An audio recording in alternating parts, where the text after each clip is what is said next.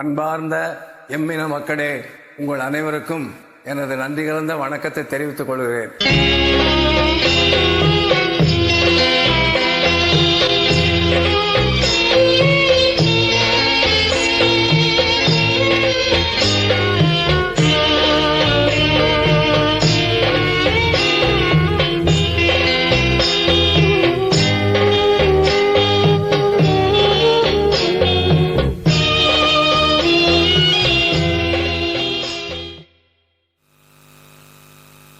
அன்பிற்கும்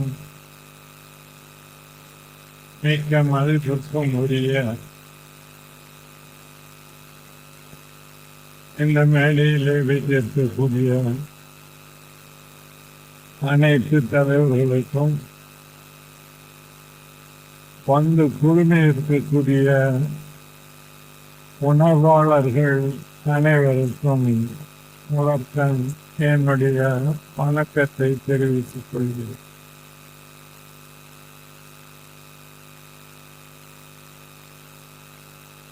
மறைந்த தேனிசை செல்லப்பா அவர்கள்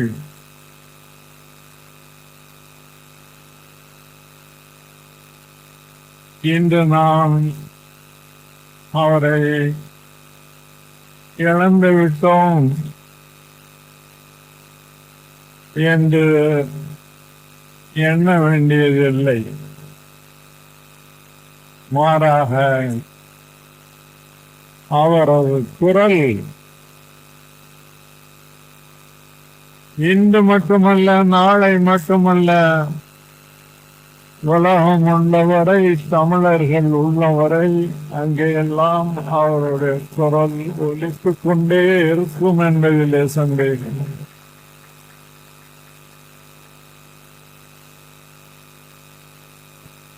நம்முடைய தமிழகம்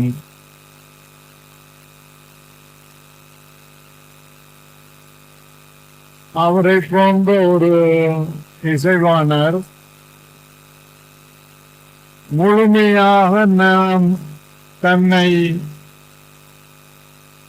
தமிழுக்கும் தமிழர்களுக்கும்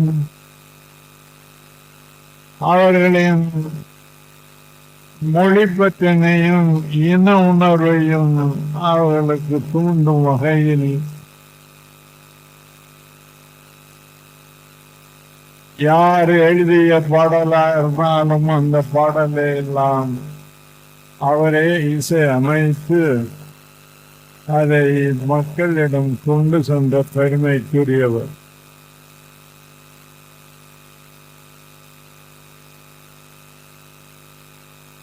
மகாகவி பாரதியார், புரட்சி கவிஞர் பாவேந்தர், அதே போல இன்னும் பலரின் கவிதைகளை எல்லாம்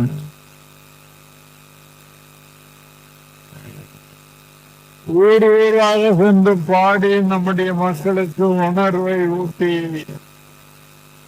அவர்களை நிமிர்ந்து நடக்க செய்த பெருமைக்குரியவர் தேனிசை செல்லப்பா அவர்களாம். அவருக்கு தேனிசை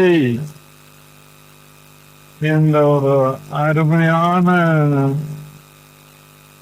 பட்டத்தை சூட்டியவர் மறைந்த தமிழர் தலைவர் சீபா ஆதித்தனார் அவர்கள்.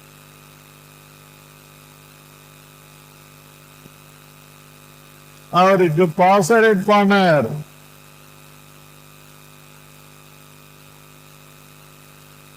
என்ற விருதினை சூட்டி அவரை தமிழீழத்துக்கே வரவழைத்து பாராட்டிய பெருமைக்குரியவர் தமிழீழ தேசிய தலைவர் மேதகு பிரபாகரன் அவர்களாவார்.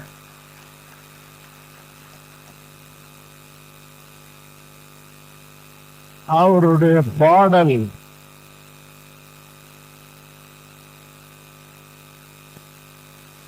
தமிழீழத்திற்காக போராடி கொண்டிருந்த அத்தனை பேருக்கும் உத்வேகத்தை ஊட்டியது என்று சொன்னால் மிகையாக.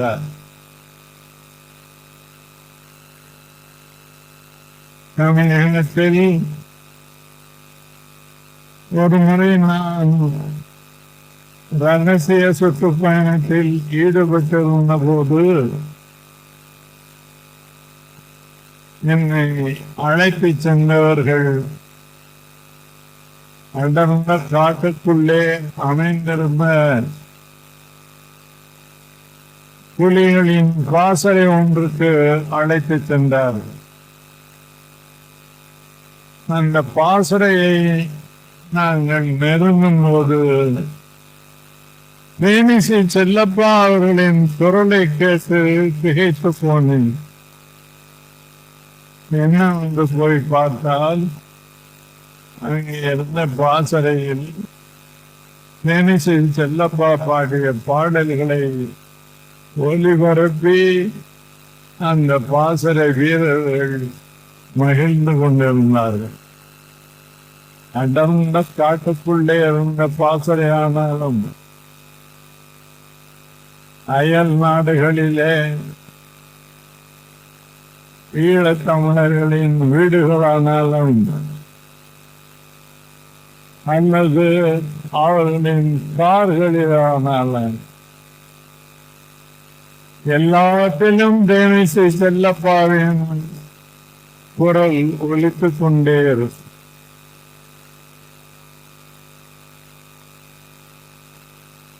அவர் முழுமையாக தன்னை தமிழிலும் அமைய வேண்டும் என்பதற்காக ஒப்படைத்துக் கொண்டார்.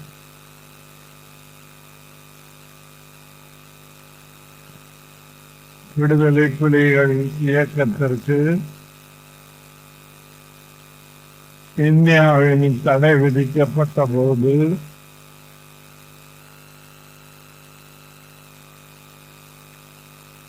அதற்கு ஆதரவாக பேசிய பலரும் அன்றைக்கு தடா பொடா போன்ற கொடிய சட்டங்களின் மேலே கைது செய்யப்பட்டு சிறையில் அடைக்கப்பட்டோம்.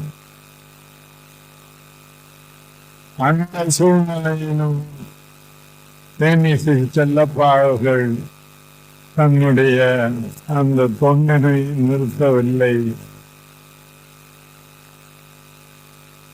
ஆதரித்து பேசுபவர்கள் மீதே தடாபடா பாய்ந்த போதிலும் அதை ஆதரித்து பாடுபவர் மீதும் அது பாயும் என்பது தெரிந்தும் அவர் தொடர்ந்து எல்லா இடங்களிலும் அதை பாடுவதை நிறுத்தவில்லை.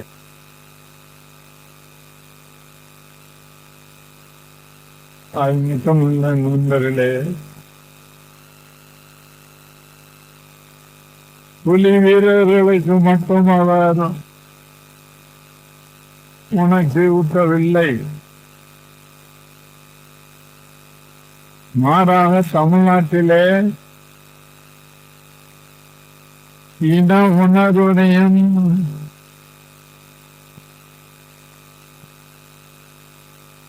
மொழி பற்றினையும் அடிப்படையாக கொண்ட அமைப்புகள் கட்சிகள் எதுவா இருந்தாலும் அவர்களை அழைத்த போதெல்லாம் சென்று நிகழ்ச்சிகளை நடத்திய பெருமை கூறியது.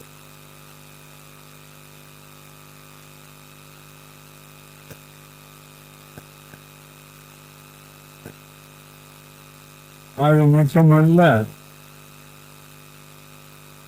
தமிழ்நாட்டிலே அவர் சென்று பாடாத ஊர்கள் இல்லை.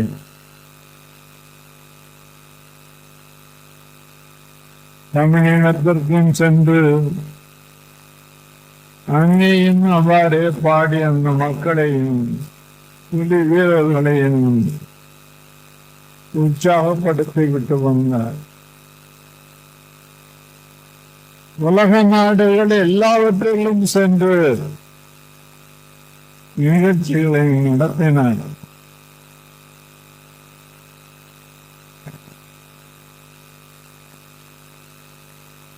ஒரு முறை அமெரிக்கா, கனடா போன்ற நாடுகளில் நான் சுற்றுப்பயணம் சென்ற போது அவரும் என்னோடு இசை நிகழ்ச்சியில் நடத்துவதற்காக வந்திருந்தார்.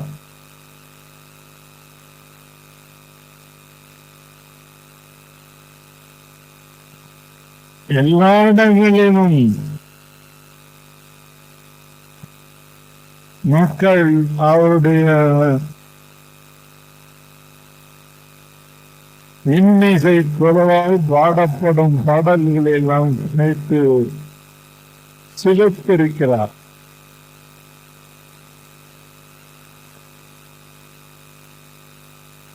அவர்கள் ஒரு நிகழ்ச்சியை இன்றைக்கு நினைத்தாலும் கூட ஒரு பக்கம் சிரிப்பு வந்தாலும் இன்னொரு பக்கம் அதை உங்களுடன் பகிர்ந்து கொள்ள வேண்டும் என்று நினைக்கிறேன்.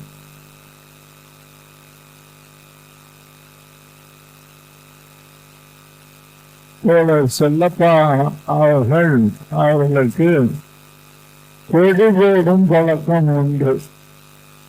நாம் எல்லோரும் அறிந்ததுதான் உண்டு. அவர் கொண்டு வந்த கொடி டப்பாவில் கொடி தீர்ந்து விட்டது. கனடாவில் அதற்கு எங்கே போவது? இருவரும் அங்கே ராஜரத்னம் என்கிற நம்முடைய தோழரின் வீட்டில் தங்கியிருக்கிறோம். என்னிடம் ரகசியமாக சொல்லுகிறார், ஐயா எப்படியாவது கொடி கொண்டாட சொல்லுங்க.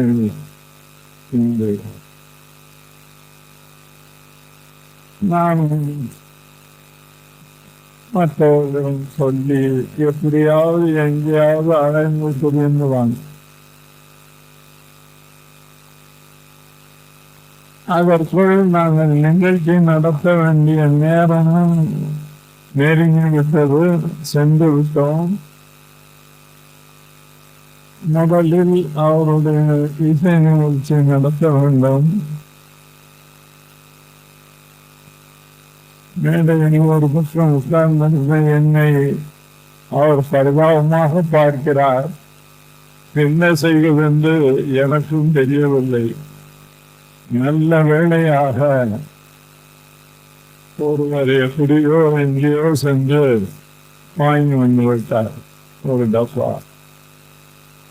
அதை கொடுத்தவுடன் அவர் மேடையிலேயே ஒரு தடவை எடுத்து தோற்று விட்டு நிலைக்கு நிறுத்துவதற்கு தயாரானார். நான் பேசும்போது இதை சொன்னேன். புலி வீரர்களுக்கு வெடிமருந்து எவ்வளவு முக்கியமோ அதெல்லாமல் அவர்கள் போராட முடியாது. அதை போல நம்முடைய தேனை செல்லப்பா அவர்களுக்கு வெடி முக்கியம் என்று சொன்னபோது எல்லோரும் ஆழமாக கைதட்டு வருகின்றார். தேனிசு செல்லப்பா பிறகு என்னிடம் என்ன இப்படி எல்லோரும் முன்னாலேன்னு சொல்லி என் மானத்தை வாங்கி விட்டுவீர்கள் என்று கேட்டார். ஒரு வெள்ளம் தெரியான மனிதர், வெள்ளை உள்ளம் படைத்தார். அவரை பொறுத்தவரையில சூழ்வாது தெரியாதவர். தான் உண்டு, தன்னுடைய இசை உண்டு என்று இசையாகவே மாறி வாழ்ந்தவர்.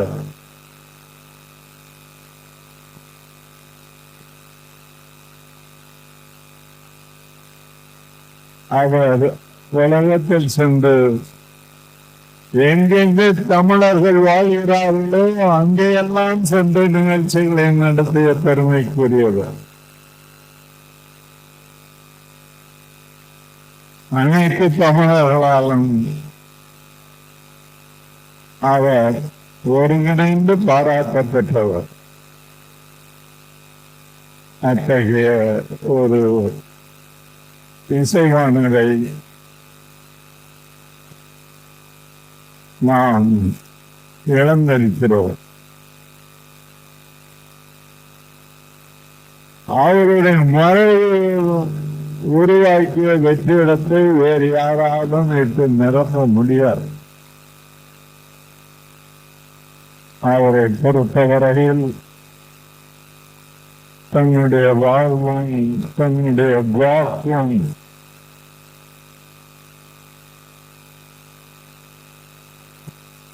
நமது மொழிக்காகவும் இனத்துக்காகவும் வாழ்ந்தவர். இன்றைக்கு பெரியார் பேர் இயக்கத்தை சேர்ந்தவர்களானாலும் திராவிட இயக்கங்களை சேர்ந்தவர்களானாலும் தமிழ் தேசிய உணர்வாளர்களானாலும் பொது உடைமை கட்சிகளை சேர்ந்தவர்களானாலும் எல்லோராலும் அவர் இன்றைக்கு மதிப்பு போற்றி பாராட்டப்படுகிறார். அவரை பொறுத்தவரையிலே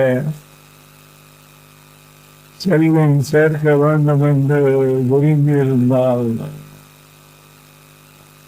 அவருடைய அந்த இசை திறன் மூலமாகவே சம்பாதித்திருக்கலாம்.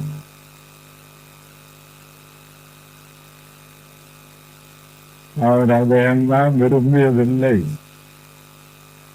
யாரிடமும் இவ்வளவு கொடுக்க வேண்டும், அப்போதான் நிகழ்ச்சிக்கு வருவேன் என்றும் அவர் சொன்னார்.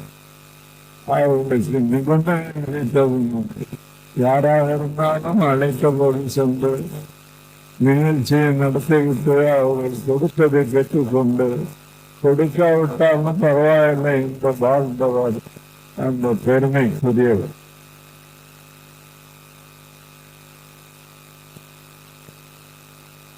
இன்றைக்கு அவருடைய வழியில்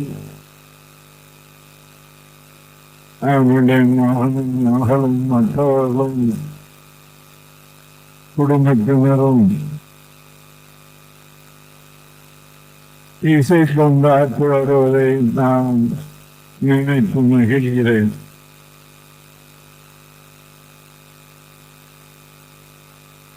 அவருடைய துணைவியார்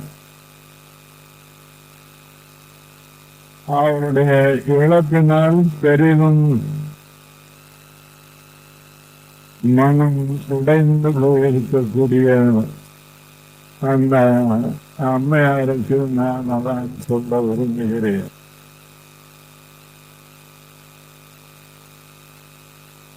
அவர் உங்களை விட்டு பிரிந்து விட்டார் என்று தயவு செய்து நினைக்காதீர்கள். அவர் குரல் இன்றும் என்றும் நிரந்தரமாக ஒலித்துக் கொண்டே இருக்கும். அந்த குரலால் தமிழ் மக்கள் எழுச்சி பெற்று அவர்கள் எண்ணிய காரியங்களில் வெற்றி பெறுவார்கள் என்பதிலே சந்தேகம் இல்லை.